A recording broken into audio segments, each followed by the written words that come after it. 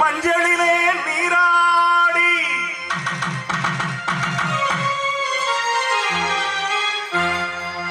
குங்குமத்தால் பொட்டுவிட்டு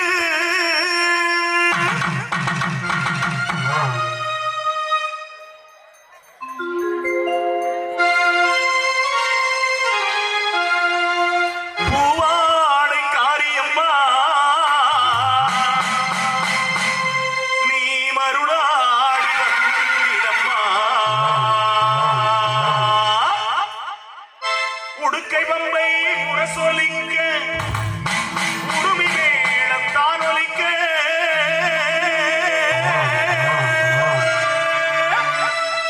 சித்தாங்கு ஆடை கட்டி சீறி எழுந்திடம்மா வாய்மேடு மேலக்காட்டில் குடியிருக்கும் எங்கள் அம்மா பிடாரி அம்மாவே ஆத்தாளே அழைக்கின்றோ நீயாடி வந்திடம்மா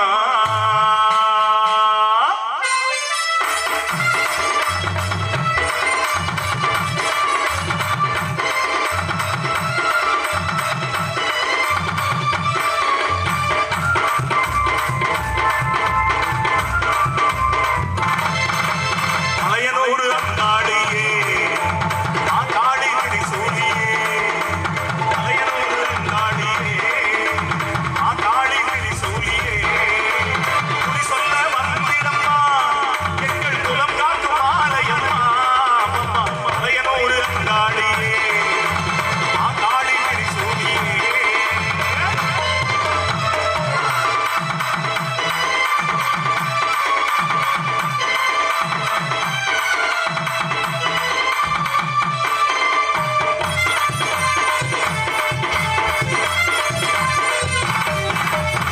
தாங்கு ஆடை கட்டி ஆய சிங்கரதம் நீதேவி தாங்கு ஆடை கட்டி அம்மா சிங்கரதம் நீதேவி தேரோடு மீதி எல்லாம் தாய நானோடி வருபவளே அம்மா சுந்தரியே சுந்தரியே அங்காள ஈஸ்வரியே அந்தரியே சுந்தரியே எங்கள் அங்காள ஈஸ்வரியே மாறி வரும் உலகத்திலே நீ மாறாத மாரியம்மா மலையனூர் அங்காடியே ஆங்காடி திரிசூலியே குடி சொல்ல வந்திடம்மா எங்கள் குலம் காக்கும் ஆலயம்மா மலையனூர் அங்காடியே ஆங்காடி திரிசூலியே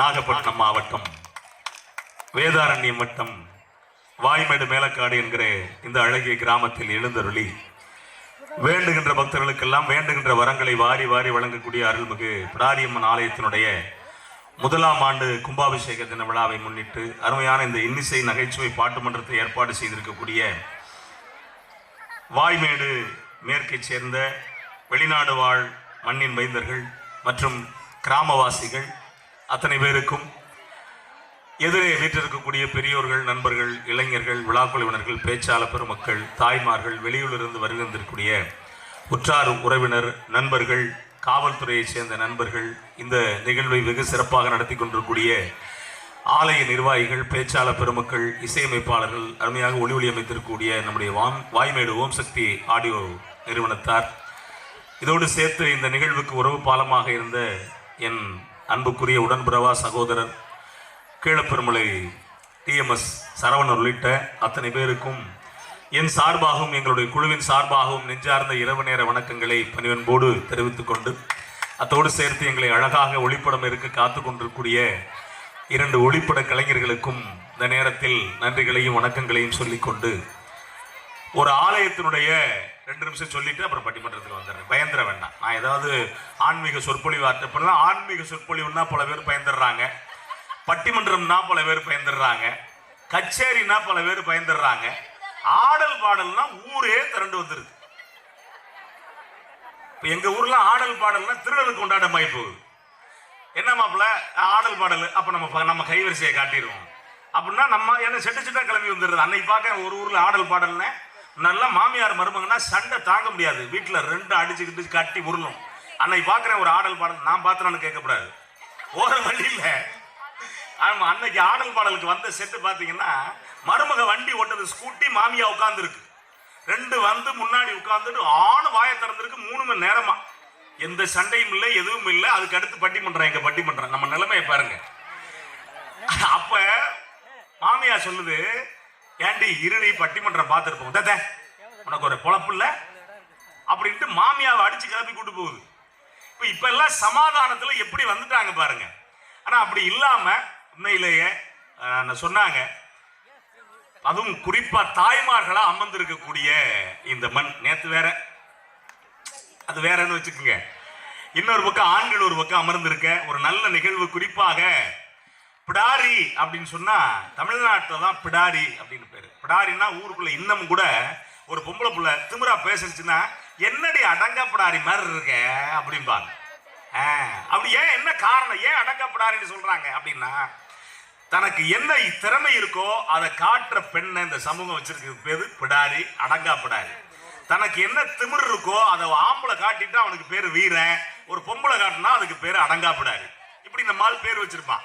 ஆனா உண்மையிலேயே பிடாரி எங்க வடக்கு பார்த்துக்கிட்டு இருப்பா. பெரும்பாலான கோயில்கள்ல பிடாரி வடக்கு பார்த்துக்கிட்டு இருப்பா. பல இடங்கள்ல நாக்க துருத்திக்கிட்டு இருப்பா, பல்ல நீட்டிக்கிட்டு இருப்பா. பிடாரி பெரும்பாலும் ஏதாவது ஒருத்தனை காலில் போட்டு மிதிச்சு அவன் குடலை உருவிக்கிட்டு இருப்பா. அவதான் பிடாரி அப்படின்னு பேர். பிடாரியை நம்ம இன்னைக்கு வணங்கல, ஏறத்தாழ 10,000 20,000 ஆண்டுகளுக்கு முன்பாக பிடாரி அப்படிங்கிற ஆதி கடவுளை நம்ம வணங்கிக்கிட்டு இருக்கோம். அப்ப பிடாரிக்கு என்ன சிறப்பு அப்படின்னா, அன்னைக்கு ஆணை விட பெண் தான் குடும்பத்தை காப்பாத்தினா, தான் பிள்ளைகளுக்கு ஏதாவது பிரச்சனை வர்றப்ப, அதுவும் யாரா இருந்தாலும் பரவாயில்ல, அவனை கொன்னுட்டு என் பிள்ளைய காப்பாத்துவேன்னுட்டு அப்படி இருந்தவ தான் பிடாரி. அப்படிப்பட்ட தாய் நம்மை காப்பாற்றுவாள் அப்படிங்கிற நம்பிக்கையில தான் அவளுக்கான இந்த திருவிழாவை நம்ம பொதுவாகவே பண்ணிக்கிட்டு இருக்கோம். அந்த வகையில ஒரு நல்ல விழா. அதுவும் குறிப்பா போன வருஷம் குடமுழுக்கு விழா நடந்து அப்படின்னு சொன்னா தெரியாது, கும்பாபிஷேகம் சொன்னா நமக்கு தெரியணும். நல்ல தமிழ் நமக்கு புரியுறது கொஞ்சம் சிரமம். அப்படியான ஒரு நிகழ்வு, ஒரு நல்ல அழகான தலைப்பு. என்ன தலைப்பு கொடுத்திருக்காங்கன்னா, குடும்பத்தின் பிக் பாஸ் கணவனா மனைவியா அப்படிங்கிற ஒரு அழகான தலைப்பு கொடுத்திருப்பாங்க. அது என்ன பிக் பாஸ் கணவனா மனைவியா அப்படின்னா, வீட்டுல யாரு அதிகாரம் செல்லுது, ஆம்பளால் அதிகாரம் செல்லுதா இல்ல பொம்பளால் அதிகாரம் செல்லுதா அப்படின்னு ஆம்பளாள்கிட்ட கேட்டாலும் தெரியாது, பொம்பளாள்கிட்ட கேட்டாலும் தெரியாது. இந்த நம்ம பிள்ளைகிட்ட கேட்டா கரெக்டா தெரியும். உங்க அப்பா எப்படி அப்படின்னா ஒத்த வார்த்தை இருக்கு. உங்க அப்பா வீட்டுல உங்க அப்பா எப்படி, அம்மா எப்படி அப்படின்னா என்ன அர்த்தம்னா, அம்மா தான் வீட்டுல எல்லாம், அப்பா என்ன. ஒரு சில பிள்ளை தலையை தப்புன்னு கீழே போட்டுக்கும். அப்படின்னா என்ன அர்த்தம்னா, அப்பா அவ்வளவுதான். ஏமா உங்க அப்பா வந்து பெரிய ஆளாமா, அதெல்லாம் அங்கே காம்பவுண்டுக்குள்ள வரும்போது எங்க அப்பா அப்படியே வருவாரு. பிள்ளைகள்ட்ட கேட்டு பாருங்க, அப்படி அப்படியே சொல்லும் கரெக்டா. ஒரு சில வீட்டுல மாறி இருக்குன்னு வச்சுக்கோங்களேன். அப்படியான சூழல்ல உண்மையிலேயே குடும்பத்தின் பிக் பாஸ் கணவனா மனைவியா அப்படிங்கிற ஒரு அழகான தலைப்பு. அதுலயும் குறிப்பா எல்லாரும் உட்கார்ந்து இருக்கிறது ரொம்ப சந்தோஷமா இருக்கு. பொதுவா ஆண்கள் பெண்கள் 2 பேர்ல, ஆண்கள் பெண்கள் 2 பேர்ல பெண்களை விட ஆண்களை பார்த்தா கொஞ்சம் நான் பயப்படுவேன், பெண்களை பார்த்து பயப்படவே மாட்டேன். ஏன் அப்படின்னா, இப்ப ஆண்கள் எப்படின்னா, இப்ப எங்க ஊர்ல முன்னாடி கரகாட்டம் நடக்கும். இந்த கரகாட்டத்துல முத்தையான ஒருத்தர் எங்க ஊருக்காரர், மறக்க முடியாதுண்ணே. 90 வயசு வரைக்கும் கரகாட்டம் பார்ப்பாருண்ணே. அப்படி ஒரு ஆளை நீங்க பார்க்க முடியாது. எப்ப கரகாட்டம் நடந்தாலும் கரகாட்ட செட்டே 9 மணிக்கு தான் வரும். இவர் 6 மணிக்கே போய் கிரவுண்டை சுத்தப்படுத்த ஆரம்பிச்சிருவாரு. இத்தனைக்கு ஊர் நாட்டாம கரெக்டா அந்த சைட்ல எதை போட்டிருப்பாரு, ஒரு துண்டு. என்ன உங்களுக்கு பிரச்சனை? ஆமா, கரகாட்டம் அப்படி துண்டை போட்டு நிப்பாருனே. நின்றுட்டு அவர் சும்மா இருந்தாலும் பரவாயில்ல, அவருக்கு 100 ஏக்கர் இடம் இருக்கு. ஆனா அந்த கரகாட்டம் ஆட ஆரம்பிச்சோன்னா 2 கடவாயில எச்சி வடிஞ்சுக்கிட்டே இருக்கும். அதுலயும் குறிப்பா அந்த கரகாட்டம் ஆடுற அம்மா இவர் துண்டை வாங்கி மூஞ்சியை தொடச்சிட்டு கொடுத்துருச்சுன்னா அன்னைக்கு போய் தூங்கிடுவார். அம்மா வாங்க. அப்படியான இருந்த ஆட்கள்லாம் இருக்குன்னு வச்சுக்கோங்களேன். ரொம்ப அழகான தலைப்பு. அதுல நீங்க குடும்பத்துல இந்த கல்யாணத்துக்கு முன்னாடி நம்மளால எப்படி இருப்பான் தெரியுமா, அவன் இருக்கிற கணக்கு வேற. நெஞ்சு குழி தொட்டு போகிற அடி அலையே அலையே கண்ட மொழி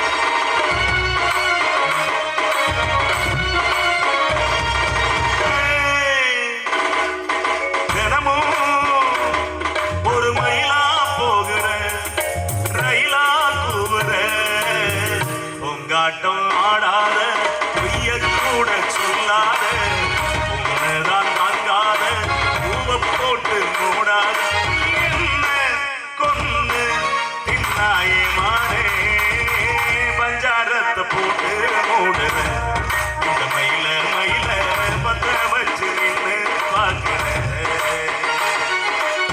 பஞ்சாரத்தை போட்டு மூடுற இந்த மயில மயில பத்த வச்சு நின்று பார்க்கிற. இதெல்லாம் கல்யாணத்துக்கு முன்னாடி நீ அந்த காலத்துல எப்படி இருந்திருப்பாங்க அப்படின்னா, அப்ப நேரம் இருந்திருக்கு. ஒருத்தரை பார்த்து சந்திச்சா கூட நம்ம ஆளு எப்படி கூப்பிடுவாங்க அப்பெல்லாம் பார்த்து, அப்ப எப்படி இருக்கீங்க, பிள்ளைங்க எல்லாம் எப்படி இருக்கு, நல்லா இருக்கீங்களா, வாங்க சாப்பிட்டு போகலாம், அப்படியெல்லாம் விசாரிப்போம். இப்ப அதெல்லாம் கிடையாது. யார கடவுளை பார்த்தே நம்மால் ஹாய்ந்து போயிட்டு இருக்கேன். ஏன் சாமியை விட உனக்கு வேலை அதிகம் பல பேருக்கு. போய் என்ன வேலை பார்க்க போறான்னா, நண்பர்களை கூப்பிட்டு 4 பேர் ரவுண்டா உட்காந்துக்கிட்டு அவன் செல்ல அவன் பார்த்துக்கிட்டு இருப்பேன். வேற ஒரு வேலையும் நடக்காது. பார்த்துக்கிட்டு இருந்துட்டு அப்புறம் கிளம்புவது, மாப்பிள்ள வந்த வேலை முடிஞ்சு கிளம்புவோமா, மறுபடியும் இருந்துருவான். அவ்வளவுதான் அவனுக்கு வேலை. ஆனா அப்ப நிதானமா இருந்தா எப்படி இருந்தாங்க அப்படின்னா, பறவைகளில் அவள் மணிப்புறா, பாடல்களில் அவள் தாலாட்டு,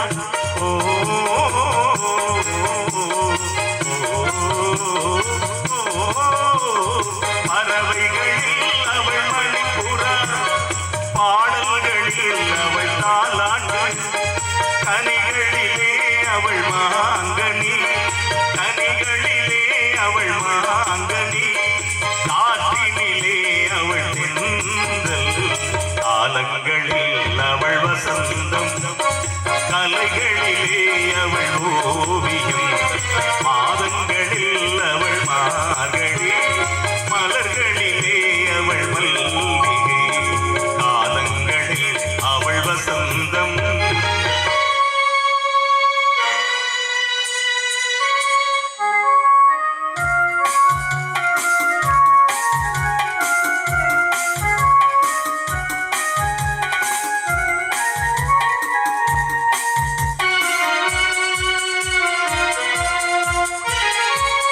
போல் சிரிப்பதில் பிள்ளை, அவள் பனி போல் அணைப்பதில் கண்ணி, பால் போல் சிரிப்பதில் பிள்ளை, அவள் பனி போல் அணைப்பதில் கண்ணி, கண் போல் வளர்ப்பதில் நன்மை, கண் போல் வளர்ப்பதில் நன்மை, அவள் கவிஞனாக்கினாள் என்னை, காலங்களில் அவள் வசந்தம்,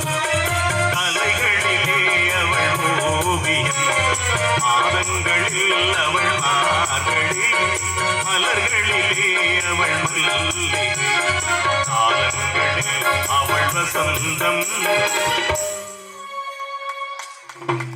அப்ப கல்யாணத்துக்கு முன்னாடி அப்படியான ஒரு வாழ்க்கை வாழுவ. நான் சொன்னல முதல்ல, ஒரு பட்டிமன்றம் அப்படின்னா ஏத்தாப்புல உட்கார்ந்தா ஆண்களை பார்த்து பயப்பட மாட்டேன், பெண்களை பார்த்து பயப்பட மாட்டேன், ஆண்களை பார்த்து பயப்படுவேன் அப்படின்னு. ஏன் அப்படின்னா, நீங்க ஆண்கள் பாருங்க, வரும்போது அதுலயும் ஆடல் பாடலுக்கு போனா 9 பேரா ஒரு டிவி ஷூட்ல வர்றாங்க. ஆமா, ஒரே வண்டி. ஆனா பெண்கள் அப்படி கிடையாது. ஆண்கள் என்னன்னா, இன்னொன்னு, ஆண்கள் வருவாங்க பட்டிமன்றம்னா, பிடிக்குதா பிடிக்கல ஒரே வார்த்தையில சொல்லிடுவாங்க. பிடிச்சாலும் அதே வார்த்தை தான், பிடிக்கலனாலும் அதே வார்த்தை. இதை விட இப்ப ஆடல் பாடலுக்கு வந்துட்டு சொல்லுவாங்க, பார்த்துருக்கீங்களா நீங்க, கரகாட்டத்துக்கு வந்துட்டு எங்க ஊர்ல நாடகத்துக்கு வந்து உட்கார்ந்துருப்பாங்க, வள்ளிதம் நாடகத்துக்கு உட்கார்ந்துட்டு, மாப்பிள்ள நாடகம் எப்படி, வள்ளி மொக்க மாப்பிள்ள, அதோட சரி வரமாட்டான். ஆனா இப்ப பட்டிமன்றம்னு வச்சுங்களேன், நல்லா இருக்கு நல்லா இல்ல எதா இருந்தாலும் ஒரே வார்த்தை தான். கூப்பிட்டு, மாப்பிள்ள பட்டிமன்றம் எப்படி இருக்கு, பொழுது விடிஞ்சு காலையில, பிச்சுட்டாங்க மாப்பிள்ள, கொன்னுட்டாங்க மாப்பிள்ள அப்படிமா, ஒரே வார்த்தையில. அப்படின்னா என்ன அர்த்தம்னா, நல்லா இருக்குன்னு அர்த்தம். சரியில்லைனாலும் அதே வார்த்தை. எப்படி மாப்பிள்ள பட்டிமன்றம், கொன்னுட்டாங்கடா அப்பா, ஊர் முழுக்க சொல்லிவிட்டு போயிடுவாங்க. ஆனா பெண்கள் வருவாங்க, வரும்போது கவனிச்சு பார்த்தீங்கன்னா சொக்க தங்கங்களுங்க. வரும்போது ஒரு கையில பாய், ஒரு கையில குழந்தையோட வருவாங்க. பாயை விரிச்சு காலை நீடிக்கிட்டு பிள்ளைய மடியில போட்டுருப்பாங்க. போட்டுட்டு பார்த்துக்கிட்டே இருப்பாங்க. அரை மணி நேரத்தில் அவன் தூங்கிடுவான். அப்புறம் இவங்களுக்கு தூக்கம் வரும்ல, பிள்ளைய தலைக்கு வச்சு படுத்துருவாங்க. அதுல முக்கியமான காரணம் என்னன்னா, நீங்க தனியா தலானி எடுத்து வர வேண்டிய தேவையில்லை. இன்னொன்னு, பிள்ளைய தலைக்கு வச்சுட்டோம்னா பிள்ளைய பத்தின பாதுகாப்பு பயமே கிடையாது. எப்படியும் புள்ள அங்கதான் இருக்கும். இன்னும் ஒரு சில பேர் ஷிஃப்ட் போட்டு தூங்குறவங்க எல்லாம் இருப்பாங்க. ஆனா அப்படி இல்லாம இங்க ஒரு ஆள் மட்டும் தான் தூங்குது. ஏன்னா 2 நாள் நிகழ்ச்சி பார்த்துருக்கும் போல இருக்கு. இல்ல ஆமாங்க, இது பாருங்க, அது ஒரு வகையான வாழ்க்கைன்னு வச்சுக்கோங்களேன். அதுவே பொதுவா இன்னைக்கு இருக்கக்கூடிய சூழ்நிலையில, இப்ப சென்னையில் பாட்டுன்னா, சரி சென்னையில, இது சென்னைங்கிற சைனாவில் ஒரு சர்வே எடுத்திருக்காங்க பாலன. அந்த சர்வேல முக்கியமான என்ன பண்ணா, ஆண்கள் பெண்கள் ரெண்டு பேரும் எடுத்திருக்காங்க. ஏமா யாரை கல்யாணம் பண்ணுவ அப்படின்னு பெண்கள்கிட்ட கேட்கறாங்க. பெண்கள் ஒரு ஆணைத்தானே கல்யாணம் பண்ணுவோம். பெண்கள்ட்ட கேட்டா ஒரு ஆணத்தை, ஒரு பெண்ணத்தை, ஆண் கேட்டா ஒரு பெண்ணத்தானே கல்யாணம் பண்ணுவோம். ஆனா அங்க என்ன சொல்லியிருக்காங்கன்னா, எல்லா ஆண்கள், பெரும்பாலான ஆண்கள் பெண் ரோபோவை கல்யாணம் பண்ணிக்க வந்துருக்காங்க. ஆமா, பெண் ரோபோ. ஆமா, அப்படியே பொம்பளால் மாதிரியா இருக்கு மிஷின். அதே மாதிரி ஆண்கள்ட்ட பெண்கள்ட்ட கேட்கிறப்போ ஆண் ரோபோவை கல்யாணம் பண்ணிக்கும் அப்படின்னு இருக்காங்க. ஏன்டா எதிரான விசாரிச்சா அப்புறம் தான் தெரியுது. இப்ப ஏன் ஆண்கள் பெண் ரோபோவை கல்யாணம் பண்ணிக்கலாம் அப்படின்னு நினைக்கிறேன் அப்படின்னா, புடவை கேட்காது, நகை கேட்காது, போற வழியில பிடிச்ச ஆளை பார்த்தா அவளை ஏன் பார்த்தான்னு வீட்டுல வந்து எந்த நேரமும் சண்டை போட்டுக்கிட்டு இருக்காது. ஆமா, என்னமா சந்தேகப்படாது. குடிச்சிட்டு வந்தா அறிவு கட்டவன முட்டா பையல உனக்கு அறிவு இருக்காடா, நீ மனுஷனடா ஏன்டா குடிச்சான்னு கேட்காது. எதுவும் கேட்காது. இந்த மேக்கப் ஜாமான் கேட்காது, எதுவுமே கேட்காது. அதனாலதான் பெண் ரோபோ கல்யாணம் பண்ணா ஆம்பளை நினைக்கிறானா. சரி, பெண்கள்லாம் ஏன் ஆண் ரோபோ கல்யாணம் பண்ணிக்கிறாங்க அப்படின்னா, குடிச்சிட்டு வந்து அடிக்காது, சமைக்க சொல்லாது, இந்த எவ்வளவு சொல்லுது பாருங்க, துணி துவைக்க சொல்லாது, பாத்திரம் கழுவ சொல்லாது, ஆமா புள்ள குட்டியை வளர்க்க சொல்லாது. எது இந்த பிள்ளை அவ்வளவு சொல்லுதுங்க. அவங்க அப்பா அம்மாவுக்கு சோறு போட சொல்லாது. இன்னொன்று உடம்பு சரியில்லை அப்படி ஓரமா படுத்துக்க அப்படின்னா 3 நாள் ஆனாலும் கிட்ட வராது. எந்த இம்சையும் இல்லை, அது வாட்டுக்கு வேலையை பார்க்கும். அப்படிங்கிறதுக்காக இன்னைக்கு நாடு எங்க போயிடுச்சு பாத்தீங்களா? அந்த சூழல்ல தான் இன்னைக்கு உண்மையிலேயே குடும்பத்தின் பிக் பாஸ் கணவனா மனைவியா அப்படிங்கிற ஒரு அழகான தலைப்பு. இதில் குடும்பத்தின் பிக் பாஸ் கணவனே என்று வாதிடுவதற்காக 3 கணவன்கள் வந்திருக்காங்க. இந்த ஆமா, குடும்பத்தின் பிக் பாஸ் மனைவியே அப்படின்னு வாதிடுறதுக்கு அங்கிட்ட ஒரு 3 கனவிகள், இது மனைவிகள் வந்திருக்காங்க. 2 மனைவியா? அட இரும, உனக்கு என்ன தெரியும்? எந்த வகையில் பார்த்தாலும் குடும்பத்தின் பிக் பாஸ் கணவனே என்று வாதிடுவதற்காக நல்ல நகைச்சுவைக்கு சொந்தக்காரர், பல்வேறு தொலைக்காட்சிகளில் பேசிக் கொண்டிருக்கக்கூடிய, குறிப்பாக அவர் பேசும்போது தெரியும் கிராமிய பாடல்களுக்கு சொந்தக்காரர். அவர் பேசும்போது ஒரு சில பேர் விழுந்து விழுந்து சிரிப்பாங்க. அவ்வளவு நகைச்சுவைக்கு சொந்தக்காரர். என்னை பட்டிமன்ற உலகத்துக்கு அறிமுகப்படுத்திய மங்களாபுரம் வடிவேல் அவர்கள் அந்த அணிக்கு தலைமையேற்று வருகிறது. நல்ல கை தட்டலாம். கையை ஏன் என்னாச்சு? நல்லா தட்டலாம். சரி சரி, என்ன ஒண்ணு, அது ஒண்ணு இல்ல. இந்த கோயில்ல கும்மி கொட்டுவோம் தெரியுமா? கும்மி கொட்டுறது சின்ன பிள்ளைங்க பார்த்தா ஒத்தி எடுக்கும் கொஞ்சம் கொஞ்சமா. ஒரு இந்த சேர்ந்து கொட்டு அப்படின்னு இருங்க, கொட்டுறேன் அப்படிங்க. இப்படி இருக்கட்டும். அடுத்தடுத்து அது இப்பதான் நான் தட்ட ஆரம்பிச்சிருக்கீங்க, பார்த்துக்கோ. அவரோடு இணைந்து பேசுவதற்காக, பாடுவதற்காக நல்ல தமிழுக்கு சொந்தக்காரர் இவர். இன்னைக்கு என்னன்னா 3 பேருமே நகைச்சுவையில கலக்கக்கூடியவங்க. அன்புக்குரிய சகோதரர், அவர் பேசும்போது தெரியும் நல்ல நகைச்சுவைக்கு சொந்தக்காரர். பல்வேறு தொலைக்காட்சிகளில், குறிப்பாக சன் தொலைக்காட்சி காமெடி ஜங்ஷன் நிகழ்ச்சியில் கலக்கி கொண்டிருக்கூடிய பேரன்புக்குரிய, நல்ல என்ன சொல்ல போனா பாப்பா நாட்டில், அதாவது பட்டுக்கோட்டை அருகில் பாப்பா நாட்டில் விஓவாக பணியாற்றி கொண்டிருக்கூடிய பேராவூரை சேர்ந்த அன்புக்குரிய சகோதரர் நீலகண்டன் அவர்கள் வருகை தந்திருக்கிறார். உண்மையிலே வருவாய்த்துறையில் இருந்துகிட்டு யாருக்கிட்டையும் 10 பைசா வாங்காத ஒரு நாணயஸ்தர் அப்படின்னு நம்ம நம்புறோம். ரொம்ப முக்கியமான விஷயம். ஏன்னா அந்த துறை என்ன அப்படின்னா, யாரை பார்த்தாலும் காசு கேட்கும். அதுக்கு துறைக்கு பேரே வருவாய்த்துறை அப்படின்னு பேரு. அதுலயும் இந்த விஓ, இப்ப என்ன விஓ, அந்த வெள்ளக்காரன் காலத்துல ஒரு விஓ இருந்திருக்காங்க. அந்த விஓ என்ன பண்ணுவார், அப்ப விஓ இல்ல கர்ணா மணியா கணக்கும்பாங்க. என்ன பண்றது அப்படின்னா, இவன்கிட்ட காசு வாங்கிட்டு இந்த வரப்பை தூக்கி 2 அடி இங்கிட்டு வச்சிடுறது. அப்புறம் அவன் வருவான்ல, அவன்கிட்ட காசு வாங்கிட்டு இவன்கிட்ட வரப்பை தூக்கி இங்கிட்டு வச்சிடுறது. அன்னைக்கு எங்க ஊர்ல ஒரு ஆள் இருக்காருன்னா, ரொம்ப விவரமான ஆள், கூட்டு போட்டா 3 பேருக்கு போட்டிருக்கு. 3 பேர் போட்டிருந்த உடனே 3 பேரும் கணேசன், இன்னொரு கணேசன் வந்து என்னை சேர்த்து விட்டுருக்கின்ற உடனே 10,000 ரூபாய் சேர்த்து விட்டாரு. அப்புறம் இன்னொரு கணேசன் வந்தா, ஏன் 4 கணேசன் இருக்கு அப்படின்ன உடனே அந்த கணேசன் எடுத்து விட்டு இந்த கணேசனை சேர்த்தாரு. 4 வருஷமா அந்த இடமே 1 லட்சம் ரூபா தான் விற்கும். அவர் 4 பேர்ட்டையும் 1 லட்சம் ரூபா வாங்கியிருக்காரு. இப்ப எந்த கணேசன் எந்த கூட்டுப்பட்டாவில் இருக்கான்னு தெரியல. 3 பேருமே விட்டாங்க, இனிமேல் காசு கொடுக்க முடியாது அப்படின்னு. ஆனா அண்ணன் சொல்ற அந்த காலத்துல கணக்கு புள்ள என்ன பண்ணிருக்காருன்னா, வெள்ளக்காரன் காலத்துல இதே வேலையை பார்த்திருக்காரு. வெள்ளக்கார ஜட்ஜு, இப்பனா பரவாயில்ல, ஜட்ஜு கூப்பிட்டு தண்டனை கொடுத்துட்டாரு. என்ன தண்டனை அப்படின்னா, தீவாந்திரம் அனுப்புறது, அதாவது அந்தமானுக்கு அனுப்புறது. அப்படின்னா கிட்டத்தட்ட தூக்கு கணக்கு சமம். கொண்டே விட்டா அப்போ ஒண்ணுமே இருக்காது. கொண்டே விட்டுட்டு கடைசியில் ஆசை என்னன்னு கேட்டிருக்காரு ஜட்ஜு.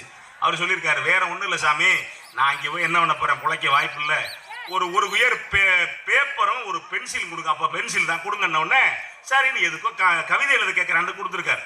கொடுத்தா அந்தமான் வழியை தான் கப்பல் போகும். அப்ப என்ன பண்ணியிருக்காரு அப்படின்னா, கொஞ்ச நாள் கழிச்சு கம்ப்ளைண்ட் வந்திருக்கு, கப்பல்ல வசூல் பண்றதுக்கு எது வரி வசூல் பண்ண ஆள் போட்டிருக்கலான்னு கப்பல் கேப்டன் கேட்டிருக்காரு. இல்லையான் இருக்காரு. போய் பார்த்தா போற வழியில அந்த வழியில உள்ள எல்லா கப்பல்லையும் பணத்தை வாங்கி இவ்வளவு பணம் வச்சிருந்திருக்கேன். அப்புறம் ஜட்ஜு கூப்பிட்டு தூக்கில போட்டு விட்டுருக்காரு. அப்படியெல்லாம் இருக்குன்னு வச்சுக்கோங்களேன். ஆனா இவர் உண்மையிலே ஞானேஸ்வரர், யோகேஸ்வரர், அவரோடு இணைந்து பேசுவதற்காக பாடுவதற்காக அவரை போலவே நல்ல நகைச்சுவைக்கு சொந்தக்காரர், பல்வேறு தொலைக்காட்சிகள், குறிப்பாக புதியகம் புதிய தலைமுறை தொலைக்காட்சியில் அதிகம் பேசிக் கொண்டிருக்கூடிய அன்பு தம்பி மதுக்கூர் ராமச்சந்திரன் அவர்கள் வருகின்றிருக்கிறார்.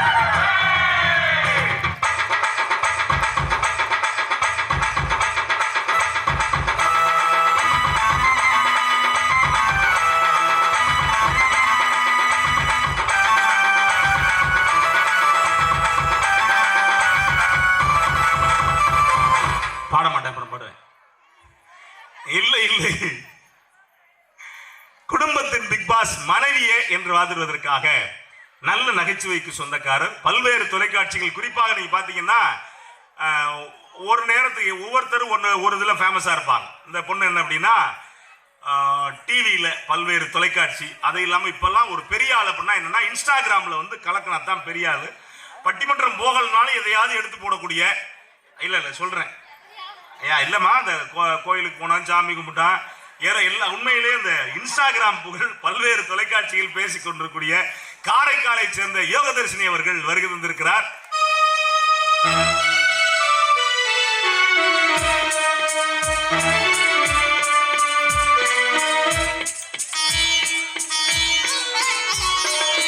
இதுக்கு பாட மாட்டேன், அப்புறம் தான் பாடுவேன்.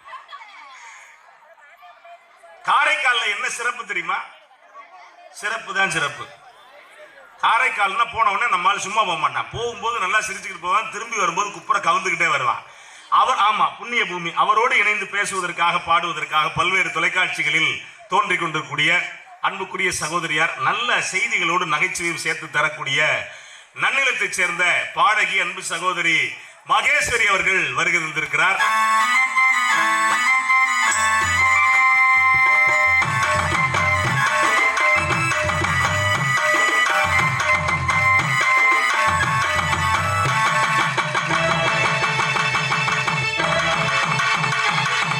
இதுவும் அப்புறம் தான் பாடுவேன். அவரோடு இணைந்து பாடுவது, அவரோடு இணைந்து பேசுவதற்காக பாடுவதற்காக நல்ல நகைச்சுவையோடு நல்ல செய்திகளையும் சேர்ந்து தரக்கூடிய, குறிப்பாக பல்வேறு தொலைக்காட்சிகளில் தோன்றிக் கொண்டிருக்கூடிய அன்புக்குரிய சகோதரியார் வெண்மணி சிந்து அவர்கள் வருகை தந்திருக்கிறார். நல்ல கைதட்டலாமே.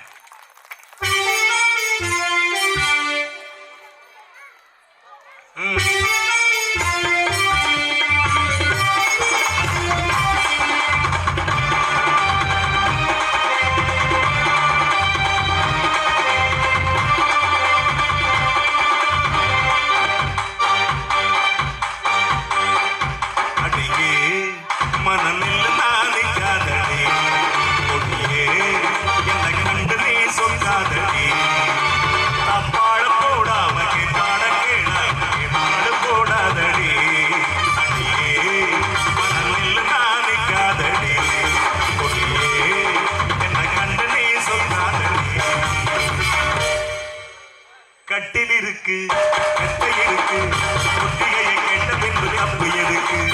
முத்தம் இருக்கு, முத்தினோருக்கு தப்புகிற வேலைகளை கட்டினோருக்கு. கட்டில் இருக்கு, கட்டை இருக்கு. எனக்கு டெஸ்ட் வைக்கிறாரு.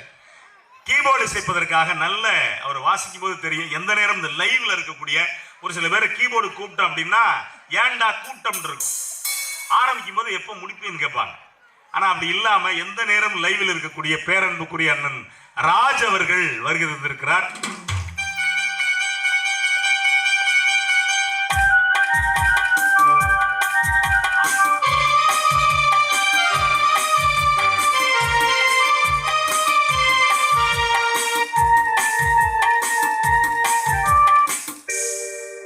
அதுவும் அப்புறம் பாடுவேன்.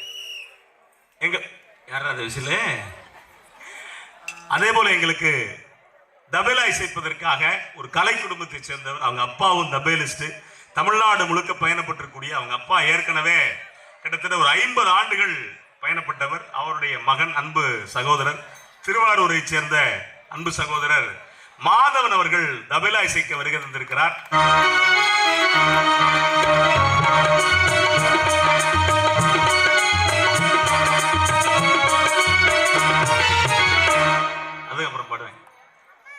எங்களுக்கு ரிதம்பேடு செய்வதற்காக நிறைய பேர் என்ன நினைக்கிறாங்க, நான் இவனுக்கு தெரியாது போல இருக்கு, அதான் அப்புறம் பாடுவேன் இல்லை அப்புறம் பாடுவேன், நெசமா பாடுவேன், நீங்கள் வேணா நம்புங்க. எதுக்கு அப்படின்னா நீங்கள் எல்லாம் வந்து பாடிட்டா உடனே இது பண்ணுவீங்கல்ல. அதே போல எங்களுக்கு ரிதம்பேடு செய்வதற்காக அன்பு தம்பி டேனி அவர்கள் கும்பகோணத்திலிருந்து வருகை தந்திருக்கிறார். அவர் பாசி பார்த்தீங்கன்னா தெரியும், ரொம்ப அழகா வாசிக்கக்கூடிய ஒரு தம்பி, இந்த வயசுலேயே அவ்வளவு அழகா வாசிக்கக்கூடியவர், சொன்ன நேரத்துக்கு வரக்கூடியவர். இருங்க, என்ன பிரச்சனை உங்களுக்கு? அவருக்கு என்ன சிறப்புனா, ஒவ்வொருத்தருக்கும் கல்யாணம் ஆனா வந்து மனைவி தொல்லை இருக்கு, தம்பியை பொறுத்த வரைக்கும் மாமியார் மாமனார் தொல்லை அவ்வளவு. அதே போல எங்களுக்கு உண்மையிலேயே அண்ணன் ஓம் சக்தி பாலனை வந்துட்டார் அப்படின்னா அந்த நிகழ்ச்சி வெற்றி அப்படின்னு அர்த்தம். அவர் எப்பவுமே சிரிச்சுக்கிட்டு தான் இருப்பார், தூங்கும் போது கூட. இல்லை அண்ணனை பொறுத்த வரைக்கும் என்ன அப்படின்னா, அந்த உட்கார்ந்து இயக்கிறது இருக்குல்ல, ஒரு சில ஆட்கள் என்ன பண்ணிடுவாங்கன்னா, என்ன வரிசையா நிகழ்ச்சி இருக்கும் எங்களோட, நாங்கள் உடனே கிளம்பிடுவோம். குப்பரை படுத்துரும் ஒரு சில ஆள். குப்பரை படுக்கிறது 2 வகை இருக்கு, அடிச்சுட்டு படுக்கிற ஆள் இருக்கு, தூக்கத்தில் படுக்கிற ஆள் இருக்கு. ஆனால் அண்ணனை பொறுத்த வரைக்கும் உட்கார்ந்துட்டு அண்ணன் இயக்கிட்டார் அப்படின்னா அந்த நிகழ்ச்சி அவ்வளவு அழகா இருக்கும். அது ஓம் சக்தி ஆடியோ. ஒரு சில ஆள் 50 வருஷத்துக்கு முன்னாடி உள்ள ஸ்பீக்கரை வச்சிருப்பாங்க, ஏன்னா போதும் இங்கே கிழிச்சதுக்கு அப்படின்னு. ஆனால் லேபிள் கூட கிழிக்காம அப்படி ஒரு ஸ்பீக்கர் அடிக்கடி காசு கொடுத்து வாங்கி, அது ரொம்ப முக்கியமானது. ஆமா, புதுசு அன்புக்குரிய அண்ணன் ஓம் சக்தி பால் அவர்கள்